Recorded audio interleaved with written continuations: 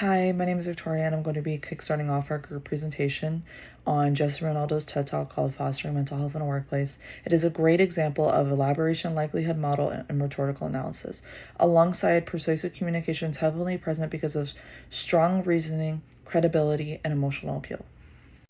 Hi, I'm Joey, and in my section I will be walking us through the use of central and peripheral roots and give a few specific examples of each. So I'll start with central root. The majority of Rildo's speech, at least in terms of argumentation and structure, is going to rely mostly on that central root. So it's a lot more logical, driven by facts and research. So he starts this argument with statistics from the World Health Organization and Harvard Business Review, and then he later reinforces that with some research from the Mayo Clinic. All of this is very data-driven, and he uses a very followable train of logic to advance this argument, even when he's not using research, like when he says that upper management is to blame, or at least has the ability to sort of fix this mental health problem that's so prevalent in the workplace. He says that upper management can set that example, that because they're higher up in the company, that they just have more power to do so. He's still using logic to explain himself and not just rely on things like celebrity endorsement or emotion and things like that in terms of argument structure. Now, in word choice and little specific examples, there are some usages of peripheral root. For example, he says things like crisis in the workplace, which is kind of some charged language. He says half past never in his small bit that could potentially be humor. He also mentions Charles Darwin. He doesn't mention his research. He just mentions something that he wrote about with emotional intelligence, which could potentially be argued as a sort of appeal to authority or even celebrity in endorsement. But all of these are going to rely a lot more on surface level peripheral root style processing. Hi, I'm Mariana, and I'll evaluate how well these central and peripheral strategies worked. I'll share audience reactions and engagement metrics that helped us understand their impact. First, Jesse Redlow's strategies are effective largely because they match how the audience is likely processing the topic. For people who are already invested, like managers, HR professionals, and working adults, his central route approach works well.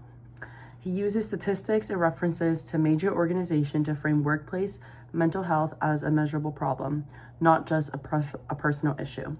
That gives the audience reasons to believe that this matters in the real world terms like productivity, retention, and workplace culture. Because the claims sound researched and logical, the talk builds credibility and reduces the chance that listeners dismiss it as just feelings.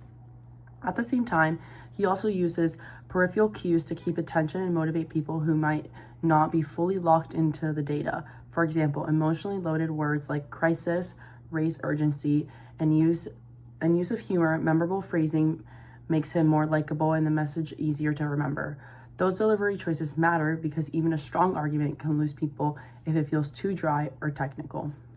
In terms of audience response, the mix of central and peripheral strategies help the talk land with different types of listeners at once. Some are persuaded by logic, and others are moved by the motivational framing.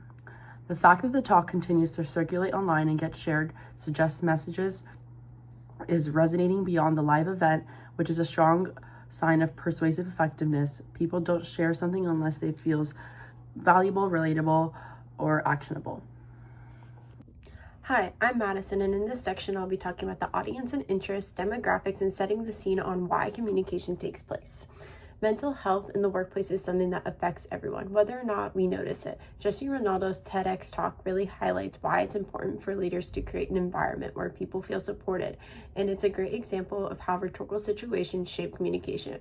Ronaldo uses a style that is practical, relatable, and story-based.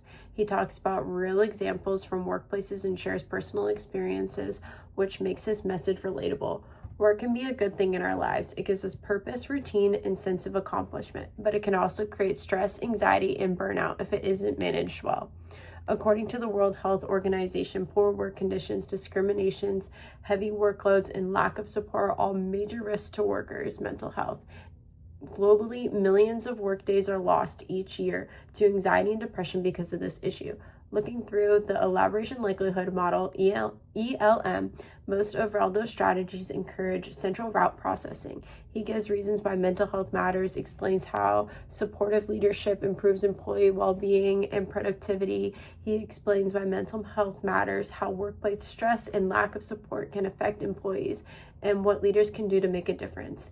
He's giving the audience ideas to think about and apply them in their own workplaces. At the same time, he uses peripheral clues like credibility, confidence, tone, and passion to make people listen and feel motivated, even if they're not analyzing every detail. The workplace can even affect our personal lives. Workers experiencing stress, burnout, or anxiety are more likely to take time off, perform less efficiently, and even leave a job, which is costly for both people and business. This can even affect home lives or personal relationships outside of the work atmosphere. Mental health in the workplace isn't something separate from our work itself. It's directly tied to how the workplace is run and how we communicate and support workers. When the organizations take mental health seriously, everyone benefits. By combining thoughtful explanations and real stories, and creates a widely accessible message. Thank you. Hello, my name is Chloe Villani, and I'll analyze the exigence, what urgent problem or need sparked this communication. I'll also discuss the speaker's credibility, who they are, and why their voice matters. Rhetorical situation, exigence, and speaker credibility. The exigence of this speech is the crisis of mental health issues and dissatisfaction in the workplace, partially related to the pandemic and loneliness, but also, and perhaps more strongly, connected to the lack of response to growing issues from the government and upper management.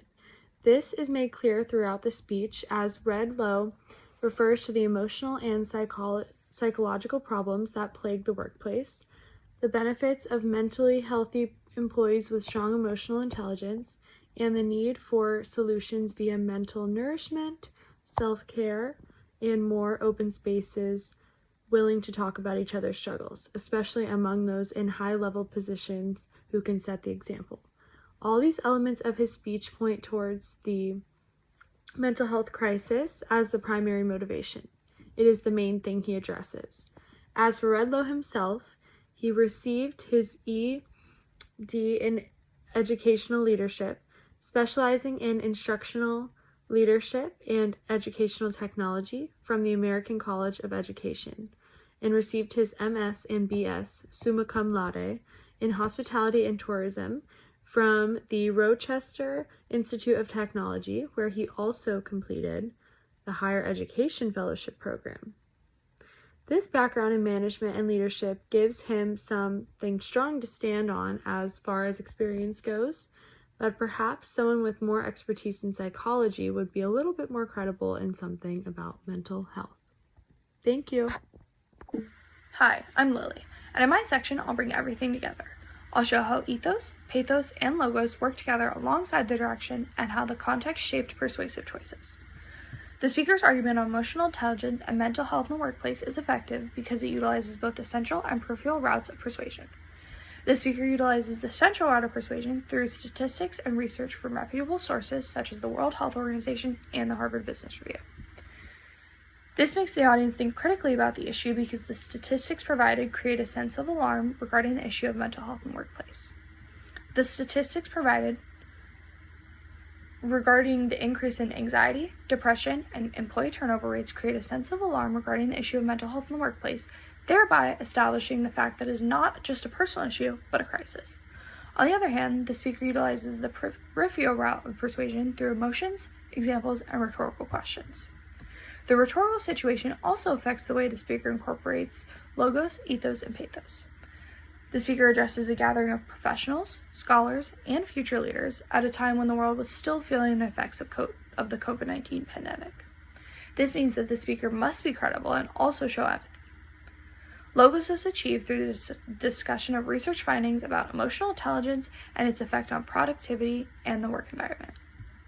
Ethos is achieved through mention of credible individuals such as Daniel Goleman and credible entities, which makes the audience believe the speaker's claims.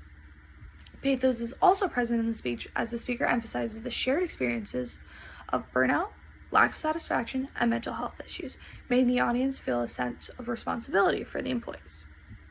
The rhetorical situation also influences the speaker's use of central and peripheral persuasion techniques. The speaker anticipates an educated audience and a personal interest in the success of the organization, so persuasion techniques from the central route are used to encourage attitude change. However, the negative connotations associated with mental health issues require the speaker to use peripheral persuasion techniques as well, by asking the audience why mental health issues are never discussed by top management, and then calling for top management to be open about the issue. The speaker attempts to reduce opposition using peripheral persuasion techniques. The pandemic also makes this issue relevant to the audience lives because they all experienced it.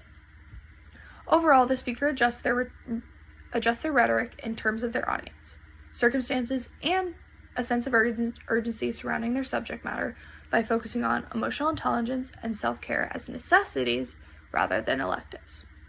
Logical appeals demonstrate the need for change, ethical appeals build credibility, and emotional appeals create motivation for change.